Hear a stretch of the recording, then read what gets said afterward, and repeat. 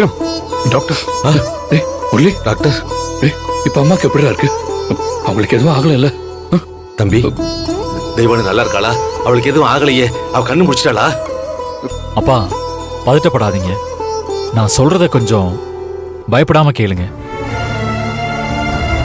அவங்களுக்கு ட்ரீட்மெண்ட் பண்ணிட்டு இருக்கோம். அவங்க இன்னும் மயக்கத்திலேயே தான் இருக்காங்க.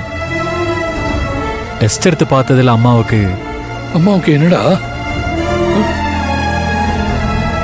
டாக்டர், எங்க அக்காவுக்கு என்ன ஆச்சு? தயவு செஞ்சு சொல்லுங்க.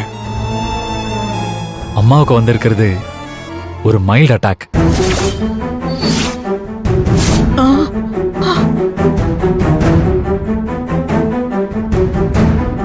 ஐயோ, என்ன தம்பி சொல்றீங்க? பயப்படாதீங்க, இது ஒரு மைல்ட் அட்டாக் தான். ட்ரீட்மெண்ட் பண்ணி காப்பாத்திடலாம். டேய் முரளி, அம்மாவுக்கு எதுவும் ஆயிடக்கூடாதுடா. டேய், என்னடா பேசிட்டு இருக்க? அப்படியெல்லாம் எதுவும் ஆகாது. நீ பயப்படுற அளவுக்குலாம் எதுவும் இல்லை. ட்ரீட்மெண்ட் பண்ணி ஸ்டட் வச்சுட்டா அம்மா குணமாயிடுவாங்க. நீங்க பயப்படாதீங்க, நான் பாத்துக்கிறேன்.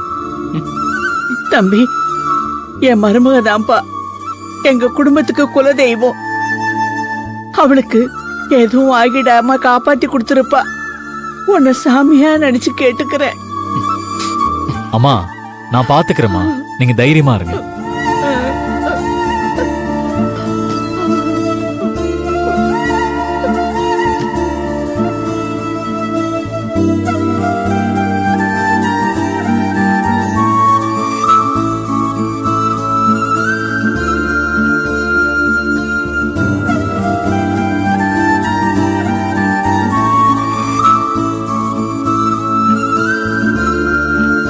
விக்ரம், என்ன பண்ணி சின்ன குழந்தை மாதிரி கண் கலங்கிட்டு இருக்க?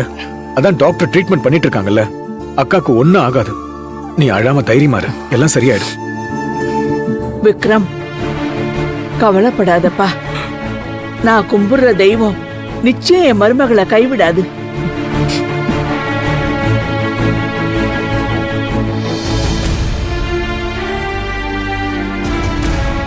அண்ணே, மனசு தளர விடாதீங்க. அன்னைக்கு எதுவும் ஆகாது. நீங்க தைரியமா இருங்க. சார், நீங்க இந்த மெடிசன்லாம் கொஞ்சம் வாங்கிட்டு வாங்க. சரி. Okay sir. மாமா கொடுங்க, நான் போய் வாங்கிட்டு வரேன். நீங்க இருங்க. கொடுங்க சார், நான் போய் இல்ல வாங்கிக்கிறேன். பரவாயில்ல, இருக்கட்டும், நானே வாங்கிட்டு வரேன்.